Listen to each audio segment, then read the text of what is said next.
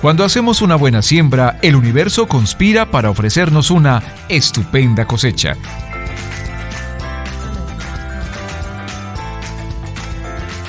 En Cosechando Historias, recogemos los frutos de tiempos memorables, de experiencias vividas, de sueños de juventud.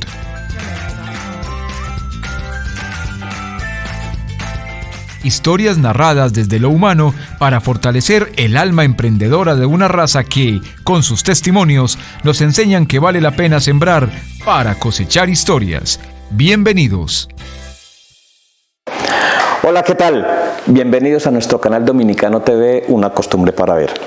Continuamos con la historia de Alejandra Betancourt, que nos contaba en el capítulo anterior su trabajo en el último año en el CBA y algunos aspectos de su niñez en Castilla.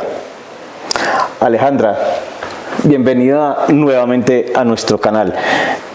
Usted nos estaba contando sobre sus estudios y que usted era una niña muy necia y que los profesores la ponían a hacer palitos y usted hacía era bolitas. Cuéntenos esa parte. ¿Necia? No, yo No. lo que era de lo que yo decía, tenía que ser así. Entonces me decían, ¿qué es la plana de palitos? Y yo le decía que no, porque es que yo no quería hacer palitos, yo quería hacer era bolitas. Porque resulta que como yo me iba con mi hermano a estudiar, la profesora de él siempre me dejó hacer lo que yo quisiera. Entonces yo sabía hacer de todo, sumar, restar, la casita, el arbolito, pero lo hacía en el momento que yo quería. Y eso fue un conflicto que empezó dentro de mi época escolar, porque las profesoras querían imponerme algo y yo nunca me dejé. Te recuerdo una profesora, ella me dio primero me aprendió a conocer, segundo me tocó con otra y en tercero me volví a tocar con ella y ya pues como que me aprendió a tratar. ¿Qué pasa? A mí me decían, es que tiene que hacer esto y yo hacía lo otro. Y toda mi vida, y tengo 40 años y sigo en esas. Si usted me dice no lo haga, es como si el cerebro lo recibiera como vaya, hágalo. Entonces ella, como aprendió a conocerme, empezó a tratarme muy bien y terminó haciendo de que yo hiciera lo que realmente tenía que hacer. Pero cuando ya estaba en cuarto de primaria fue que mataron a mi papá. Entonces ya no era una rebeldía porque era lo que yo quería hacer, sino que fue como una rebeldía con la vida, porque no entendía cómo otra persona podía quitarle la vida a mi papá como si fuera Dios. Entonces empezó como esa rebeldía con la vida y con el mundo. Y un conflicto interior. Un conflicto interior, porque yo decía, pero ¿cómo llega y mata a otra persona y le quitan la vida a mi papá? O sea, mi papá era... Y es como la luz de mis ojos. Yo, de hecho, cuando estoy deprimida, cuando estoy triste, me pasa algo, siempre pienso, ¿qué hubiera sido si esa persona no le hubiera quitado la vida a mi papá? Yo no hubiera tenido, digamos, la historia de vida que tengo en este momento. De pronto fuera mejor, fuera peor, no sé. Pero siempre cuando estoy deprimida pienso en él y lloro y le digo, papá, ¿por qué? ¿Por qué? ¿Por qué tuvieron que arrebatarte la vida y dejarme sola? Sigue siendo su héroe. Sí, él y la mamá. Pues la mamá de mi papá fue mi abuelita, mi heroína, tiene 94 años de edad y ella siempre también supo manejarme, o sea, siempre por las buenas, y ella decía y me decía a mí que uno sobando un león no se lo come, que uno tenía que ser más inteligente que el león, o sea, no enfrentarse a él, sino que sobadito. Y eso hacía ella conmigo. Y ella me maneja a su antojo, por decirlo de alguna manera, porque lo hace con mucha delicadeza. Entonces, como me quitaron a mi papá, yo me apegué demasiado a esa persona que me dio mi papá. 9 años de vida lo tuve y que me lo arrebató la violencia, pero que estaba ella. Su niñez con otras niñas de su misma edad en aquella época y en el estudio, ¿tiene algunas anécdotas sobre eso? La verdad, Yo sufro un poquito de la memoria, pero no tengo como un recuerdo, no sé, me han dicho que de pronto como hubo ese choque tan grande, que fue la muerte de mi papá, el mismo cerebro como que bloquea los recuerdos de alguna manera, pero yo no me acuerdo mucho como de mis amiguitas, del colegio, de la infancia, cuando estábamos pequeños, no, me acuerdo del colegio, me acuerdo de las profesoras, porque quedaron pues como muy marcadas por esa rebeldía interior que tenía yo, entonces siempre había un conflicto. Doña Marta era la directora, o sea, eso me acuerdo, pero de las compañeritas con que me hacían, no tengo recuerdos como muy lúcidos. De que me acuerde así, digamos, ya después de que mi papá murió, estuve en un internado, yo perdí un año en los Sagrados Corazones. Y yo le decía a mi mamá, vuelvo y digo, empezó una rebeldía con todos. O sea, yo no quería saber de mi mamá ni de mis hermanos. Todo el mundo me fastidiaba, me estorbaba, porque no tenía a mi papá. Entonces llegó un momento que yo les dije, ay no, yo no quiero vivir con ustedes. Intérnenme. Y mi mamá buscó, pues, o sea, luchó y luchó, pero nunca pudo, pues, como hacerme cambiar de opinión y buscó un internado. Yo llegué a un internado en San Pedro de los Milagros, estudiaba en la normal de señoritas de San Pedro, pero el internado era entrando al pueblo. De ahí me recuerdo de dos compañeritas. Todas las niñas que estaban en ese internado, era un internado no de niños de escasos recursos, sino que antes más bien las familias eran como muy pudientes y tenían unos trabajos muy comprometedores, entonces ellos no tenían como ese tiempo para brindarle a ellos y preferían que estuvieran en el convento con las hermanas. Entonces empezó otra vez el tire y afloje con las hermanas que me llegaban y me decían, es que tiene que tomarse la sopa. Y por supuesto Alejandra no se tomaba la sopa, y entonces con ese frío, y entonces una vez una quiso como tratar de embutirme y yo reaccioné y entonces me echaron del convento, volví a la casa. Pero ¿cuál fue su reacción al no quererse tomar la sopa cuando ella quiso dársela? Le pegué. ¡Ah, caramba! Le pegué, esa fue mi reacción. Alejandra, ¿cuál fue la reacción de la monjita cuando usted le pegó? No, pues ahí mismo todas las compañeras pues se metieron a quitármela porque yo le quité. O sea, sí, yo me la balancé y le quité esa parte de acá que se ponen las hermanas. ¿La toca o algo así? Entonces ahí mismo todas las compañeras me la quitaron y ese mismo día pasó un acontecimiento y era que como en San Pedro hacía tanto frío, nosotros éramos de Medellín, yo mantenía con un deseo. Yo duré un mes en el internado, muchísimo pues que me aguantaron. Pero ese día teníamos un proyecto. ¿Teníamos quiénes? Las dos compañeritas y yo. Y era que queríamos probar la marihuana y mirar cómo nos asentaba con ese frío que hacía allá tan berraco.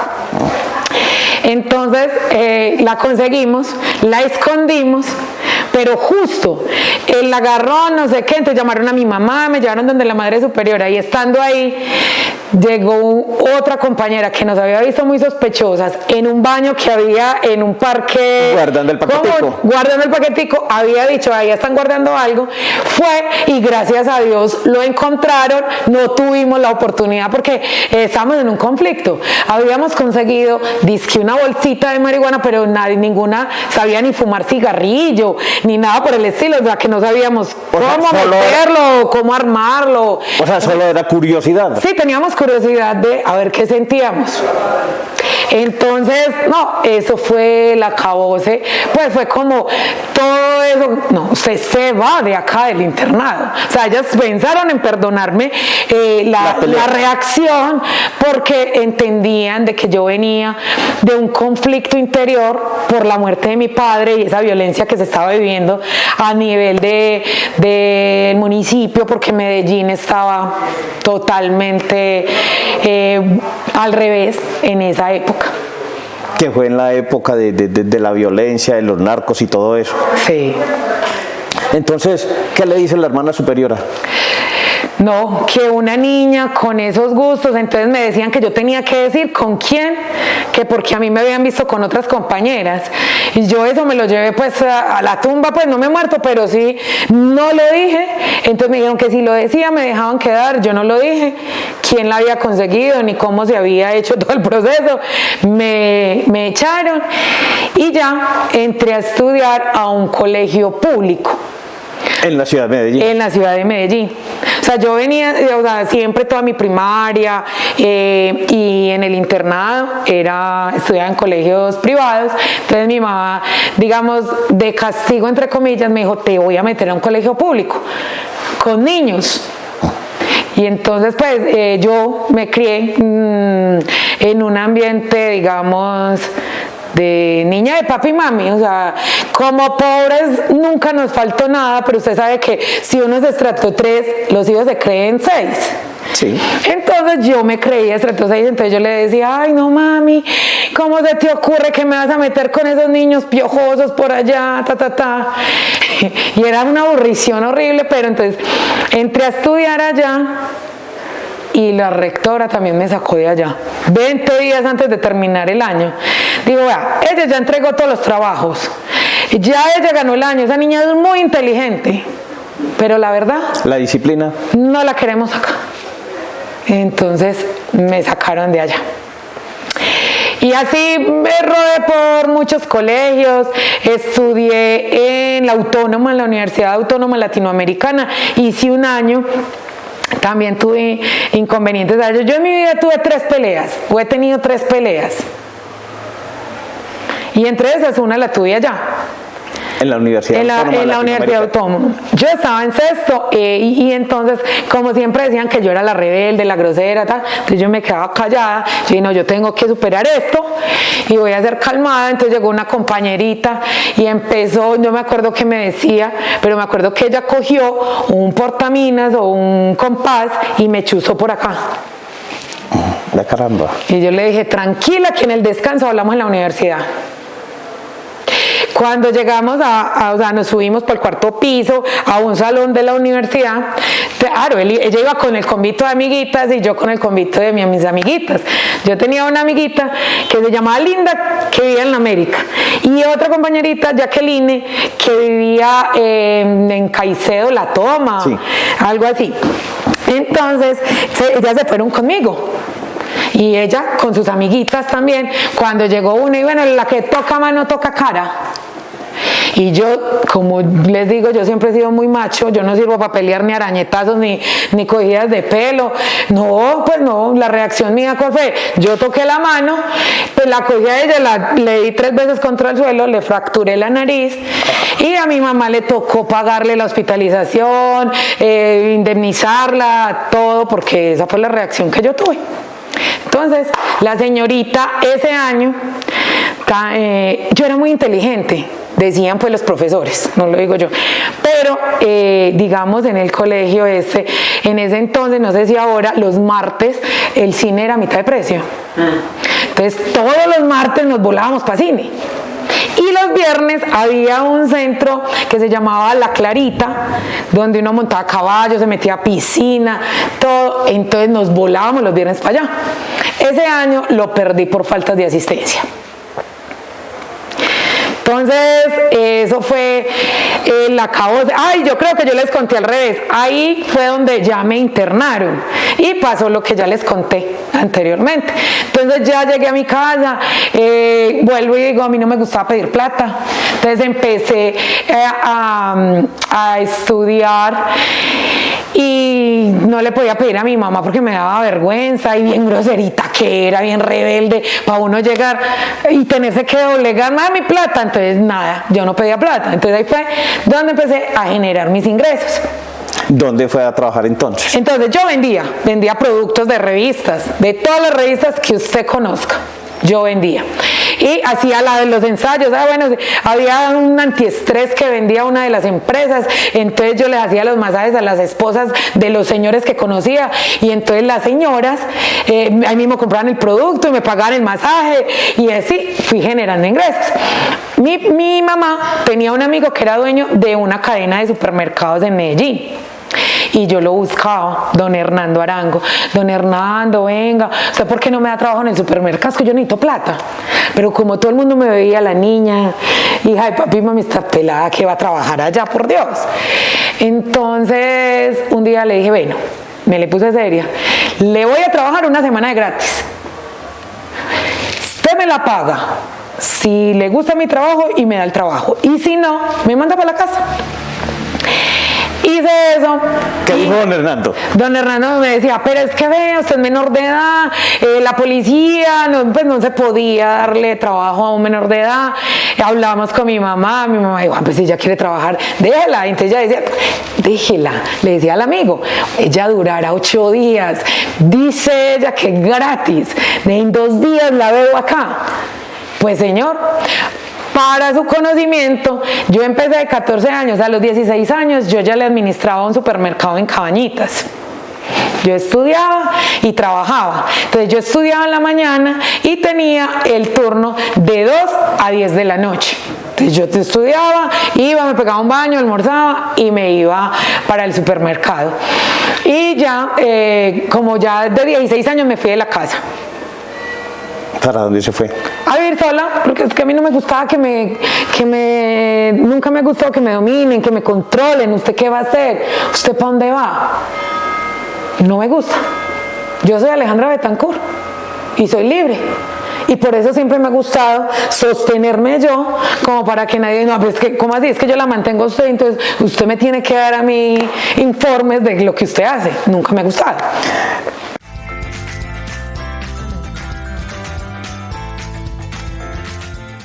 ¿Usted cuando ya se va sola, ya había terminado sus estudios? No, yo seguía estudiando y trabajando. Trabajé también en una empresa de confecciones, de interminación. Trabajé como auxiliar contable de una empresa de contadores y entonces ellos me pagaban, o sea, yo estudiaba y entonces trabajaba con ellos medio tiempo. Y ellos me pagaban por empresa. Entonces era lo que yo digitara de la empresa en los sistemas, que en ese entonces era el programa Oasis, que jamás lo volví a escuchar, un programa contable con un señor Abelardo López, contador de mi papá y contador pues de las empresas o de los negocios de mi mamá y mi papá. Entonces yo lo busqué y bueno, ya de ahí me casé. Yo estaba muy enferma, a mí se me bajaba la presión. Pero antes de ir con su matrimonio, usted ya, antes de ir de casarse, ya usted había terminado sus estudios. ¿Y qué estudió? O sea, ¿en qué está titulada usted? No.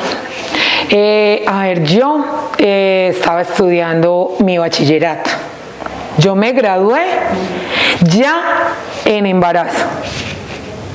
Yo me gradué en embarazo, sí señor. ¿Se graduó de? No, del bachillerato. ¿Solamente? Sí, o sea, porque entonces ya yo estudiaba en la noche, yo estudié en Confenalco 10º y 11, pero no eran como lo que dicen ahora, que hacen 2 años en uno, no, era 1 año. Y, o sea, 10 y 1 año 11, más la media técnica. Entonces yo trabajaba y estudiaba y me casé antes de... Cuando usted se va ya a hacer su vida aparte, entonces ya empieza usted a conseguir novio y a hacer sus salidas normales con el novio. Cuéntenos esa partecita. Cuando ya usted está sola ya en su apartamento, ¿dónde está? Yo empecé a salir pues con el que fue mi primer esposo. Entonces salíamos, después de un apartamento donde viví, me fui a vivir en un apartamento donde mi abuelita, y era al lado de mi abuela. Entonces mi abuela pues me controlaba, me cuidaba mucho. Y yo saliendo con este novio, no, miento, no.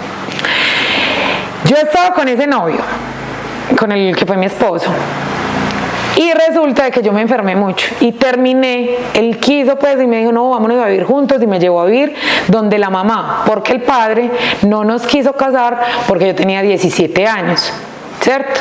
Mi abuelita habló con Monseñor, Entonces él le decía que no, que esperáramos hasta los 18. A los 18, el día que yo cumplí los 18 años, hice mi confirmación, que nunca la había hecho, y eso fue el 23 de noviembre, y al 20 de enero me casé con mi primer esposo, el papá de mis hijos. Cuando me caso, yo estudié, yo soy técnica esteticista, tuve un salón de belleza. A mi tío Jorge Iván, estando yo en embarazo ya de mi primer hijo, lo mataron. Él era asesor de imagen. Él vivía en la casa de Reniguita, no sé si la conoces, una que queda ahí detrás del Inter, que ha salido varias veces por ahí noticias, que la dejaron caer y se montó. Él vivía allá, él era asesor de imagen y tenía todas esas cosas. Y como yo era la niña consentida de mi abuela me dijo, bueno, si del cielo le caen limones, aprende a hacer limonada. Entré a estudiar belleza y me montó un salón de belleza. Entonces yo trabajaba, estudiaba, yo siempre, nunca he dejado, yo he sido muy inquieta, cursos, diplomados, no sé qué, pero profesionalmente, por estar pendiente de una familia y de un trabajo, nunca tuve la oportunidad hasta este momento que lo estoy haciendo. En ese momento en que usted se casa, está embarazada, empieza también a trabajar, entonces su esposo, ¿qué decía eso con todo, estando embarazada y bueno, con su primer hijo? ¿Qué decía él por su trabajo, por todo lo que usted quería buscar en ese momento, porque usted quería salir mucho más adelante?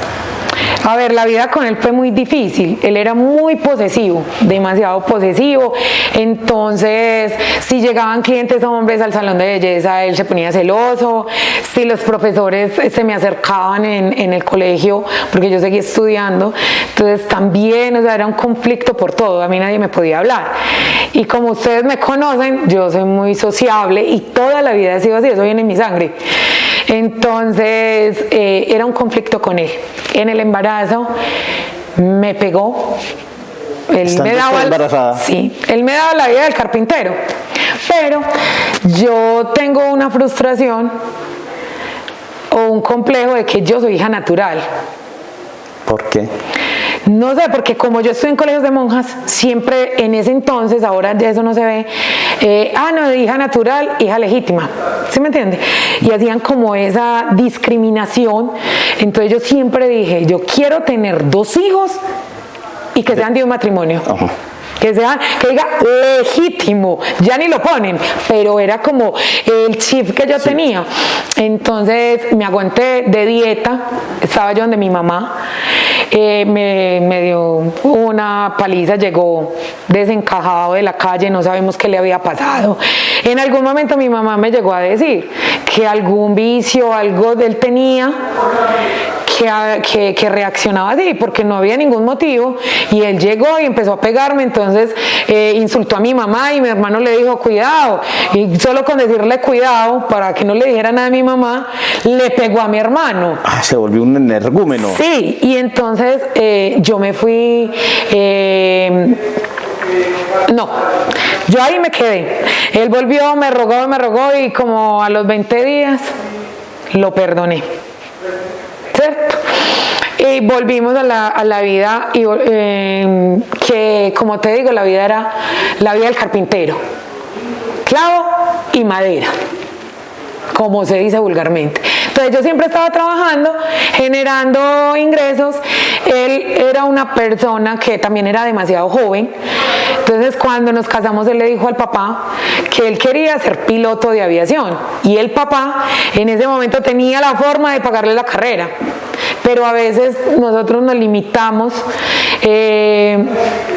Y él le dijo, no, pero ¿cómo así? De pronto eso no le va bien, de pronto no consigue trabajo. Entonces terminó volviéndose piloto de taxi. Le compró un taxi, ¿cierto? Y entonces él llegaba y me decía a mí que no tenía plata, por eso me tocaba asumir todos los gastos en la casa, porque le liquidaba al papá, ¿cierto? Y el papá iba y le decía que no le liquidaba porque me daba la plata a mí. Pero en resumidas cuentas, ¿él qué pasó? Empezó a conseguirse sus novias y andar tieso y parejo. Entonces llegaba a la casa casa, sin plata, con rabia, y acababa con el nido de la perra. Claro, entonces, claro, y como tenía el vehículo a propósito y para hacerse sus viajes exclusivos. Sus viajecitos exclusivos, entonces pues no había.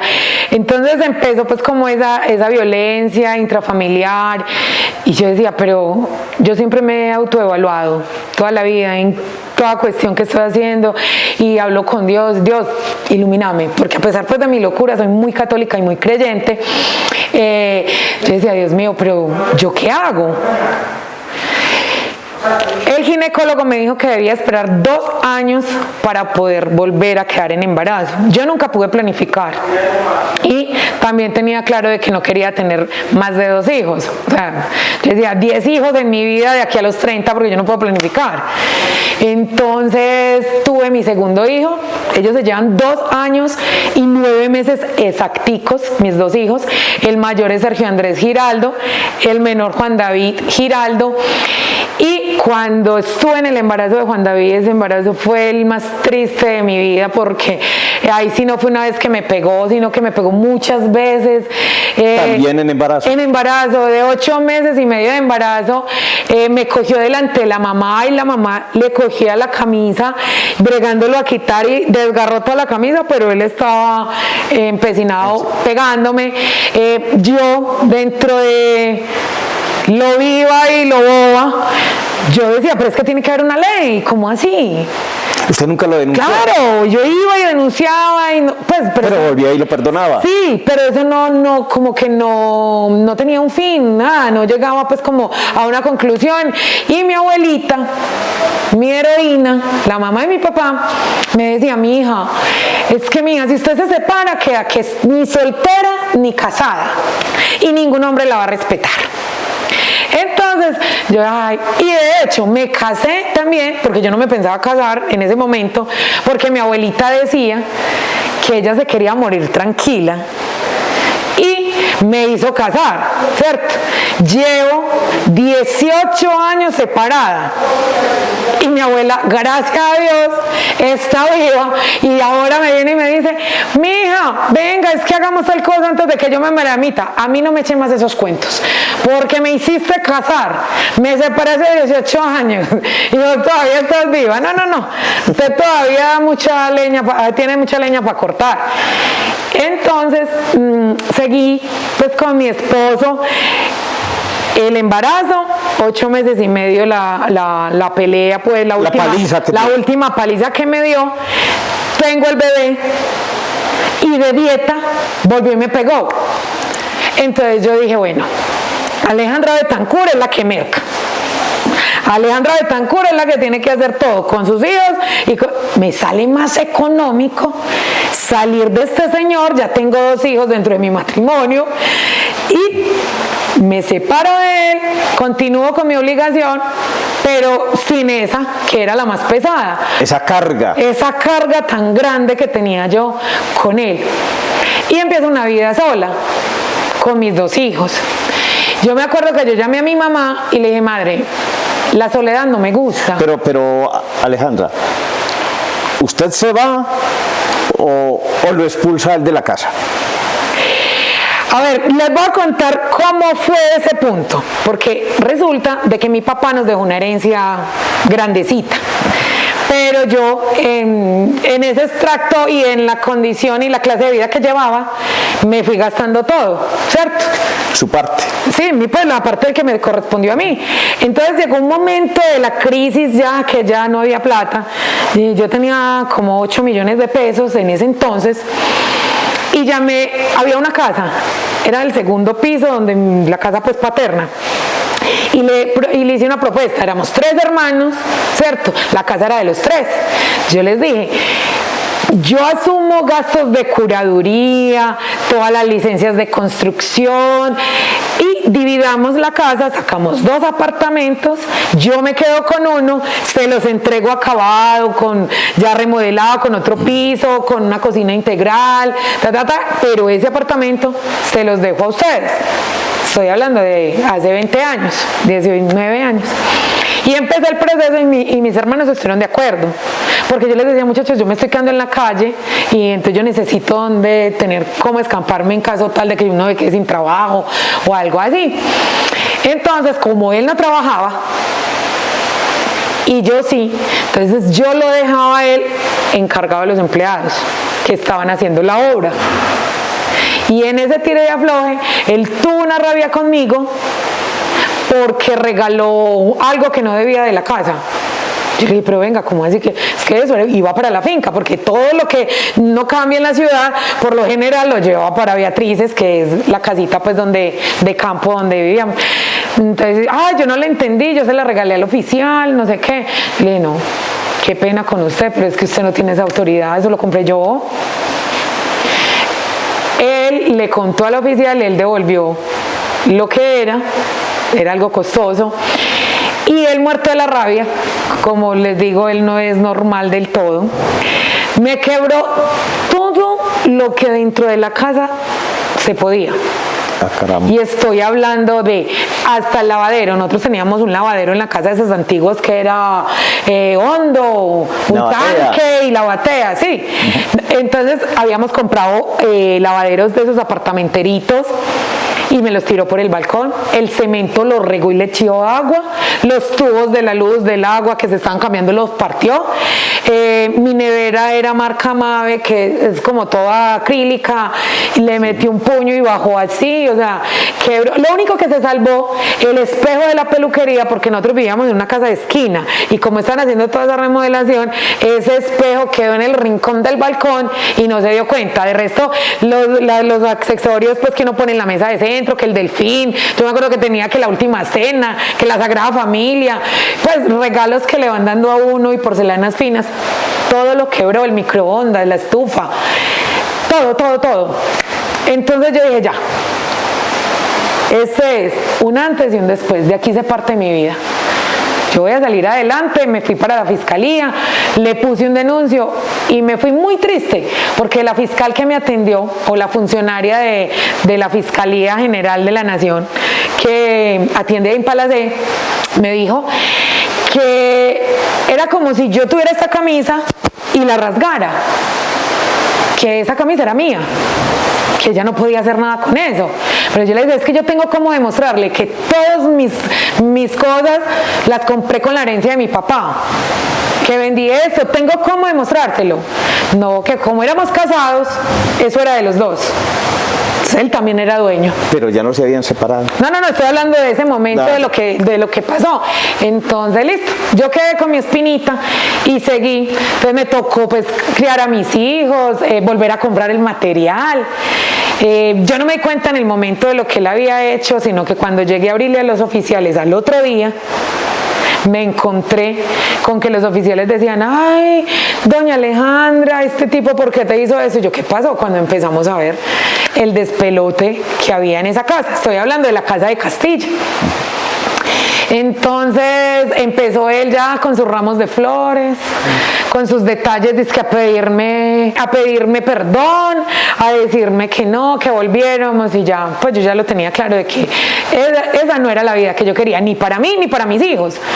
Porque listo, está bien que yo lo dejaba a él, que yo le dejaba a él que él tomara algunas decisiones, pero tampoco que mis hijos me vieran, que él me violentara, ¿cierto? Que en algún momento uno no es de los que se va a aguantar y haga alguna reacción porque nadie se alcanza a conocer.